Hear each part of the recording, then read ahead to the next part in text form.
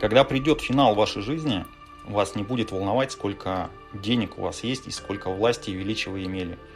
Вы поймете, что все это было лишь игрой и иллюзией. Единственное, что будет иметь значение, это влияние, которое вы оказывали на жизни других людей. У каждого из нас есть свой путь, но самое прекрасное – это жизнь на нашей земле. На моем финале люди не будут говорить о моем успехе. Они будут говорить, кем был Николай, как Николай прожил свою жизнь, как любил, как воодушевлял других. Успех невероятно важен, но куда более важнее, чем быть просто успешным. Оказывать влияние на других людей. Осознавать, что мы не просто проживаем эту жизнь, а помогаем менять и улучшать жизнь других и делать этот мир лучше.